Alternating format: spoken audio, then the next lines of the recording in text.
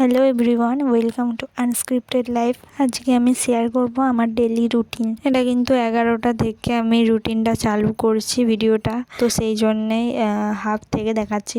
বাড়িতে থাকলে আমি ঠিক কী করি তোমাদের সাথে সেটাই শেয়ার করবো। চলো প্রথমেই আমি আমার বেডটাকে ঠিক করছি। বেডটা ঠিক হয়ে গেলে জানলাগুলো খুলে দিচ্ছিলাম।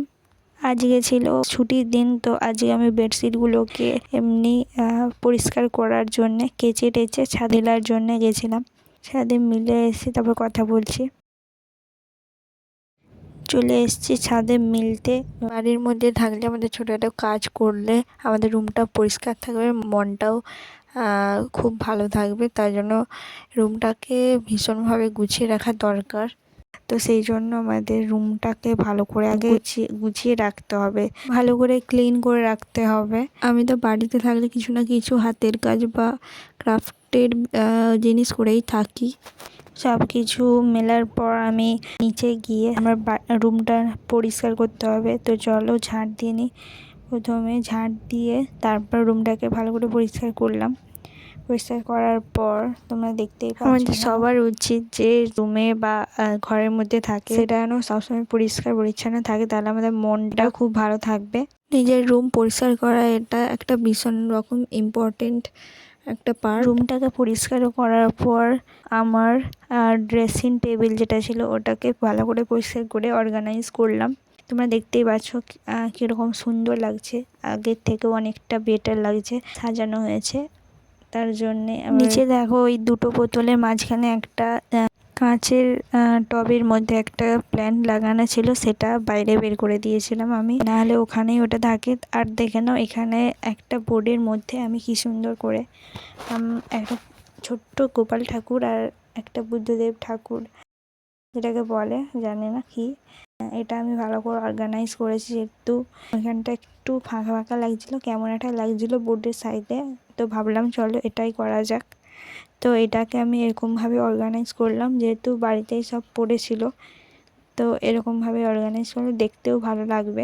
এরকম করে ঘর সাজাতে কার কার ভালো লাগে তোমরা অবশ্যই কমেন্ট করে জানাবে। তারপর সব কিছু হয়ে যাওয়ার পর আমি চলে গেলাম স্নানে। স্নান করে এসে তারপর কথা বলছি, চলো স্নান করে আসি। কে কে আমার মতো এরকম ক্রাফট বা ডিজাইন বা এরকম ঘরের মতো সাজাতে ভালোবাসে অবশ্যই কিন্তু কমেন্ট করে জানাবে। স্নান করে এসে আমি ভালো করে আমার চুলের স্প্লিটগুলো ছিল সেগুলোকে ভালো করে আঁচড়িয়ে ছাড়িয়ে নিয়ে তারপর আমি বসে পড়লাম পড়তে।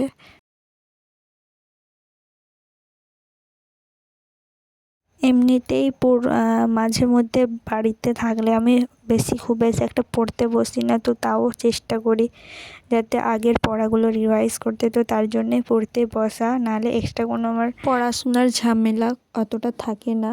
পড়তে পড়তে সেই প্ল্যানটার গল্পটা বলি চলো। আমি আগেই বলেছিলাম কার্নিশে আমাদের রোদটা পড়ে বলে, তার জন্যেই কার্নিশের মধ্যে উপরে রাখা, নাহলে রুমের ভেতরে ড্রেসিংয়ের মধ্যে রাখা। আমার যেহেতু এক্সাম সব শেষ হয়ে গেছে, তাও আমার অন্য একটা কিছু পড়ার বাকি ছিল, তো সেই জন্যে বসে পড়েছি পড়তে। ওইগুলো ভীষণ ইম্পর্টেন্ট আমার কাছে। আমাদের প্রজেক্ট ছিল, তো প্রজেক্টের সময় একটা পাতা তুলে এনেছিলাম যেটা প্রজেক্টের জন্য লাগবে। যেহেতু প্রজেক্ট আমাদের কমপ্লিট ছিল, তো সেখানে প্রজেক্ট জমা দেওয়ার একদিন আগে খুলে দেখছি শিকড় বেরিয়ে গেছিলো।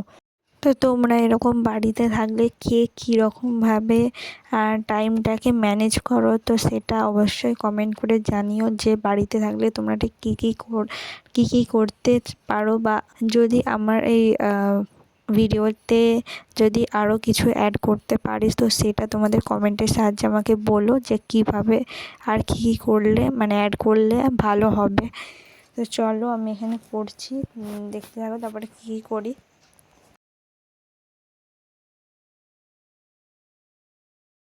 তো চলো পড়াটা সব ডান হয়ে গেছে। এখন এবার বাজে আমার কাছে দেখাচ্ছি ফোনে, এখন বাজে 1:21। তো এখন দুপুর হয়ে গেছে, তো খাওয়ার সময় আমি চলে যাবো এবার যে প্ল্যানটা লাগিয়েছিলাম সেখানে গিয়ে দেখি প্ল্যান্টের কি অবস্থা। অনেক সময় প্ল্যান্টের মধ্যে ওই জল থাকে না, তার জন্যেই দেখা মাঝে মধ্যে যে জলটা শুকিয়ে গেছে না এখনও রয়েছে, তো সেই জন্যেই প্ল্যান্টটার মাঝে মধ্যেই দেখতে যায়। দেখো তোমরা এখানে পাচ্ছ কিরকম প্ল্যানটা আছে, এর উপরেই আছে দেখাচ্ছি। এই দেখো প্ল্যানটা দেখতে পেয়েছো, আগে কিরকম ছোট ছিল, একটা শিকড়ের মতো ছিল, এখন তাও গাছটা পাতা টাতা বেরিয়ে যত্ন করে এরকম লাগছে। তো চলো প্ল্যান্ট দেখা আমাদের কমপ্লিট। এখন আমি বাড়ির রুমে ঢুকে পড়েছি। রুমে গিয়ে এসে আমি এবার ঝাড় দেওয়া হয়ে গেছিলো, তো এবার আমি খাবার জন্যে আসনটা পেতে নিচ্ছি। আসন পেতে টেতে সবাইকে আসন পাচ্ছি, কারণ সবাই খাবে এক্ষুনি তাই। তো আসন পেতে সবাইকে খেয়ে টেয়ে সবাই খেয়ে নিয়ে আমার সব কমপ্লিট হয়ে 2 ঘন্টা ঘুমাই আমি। তো 2 ঘন্টা ঘুমানোর পর দেখো বিকেল সন্ধ্যে হয়ে গেছে, 5:30 পৌনে 6টার দিকে উঠেছি। উঠে আমি ছাদে চলে আসছি।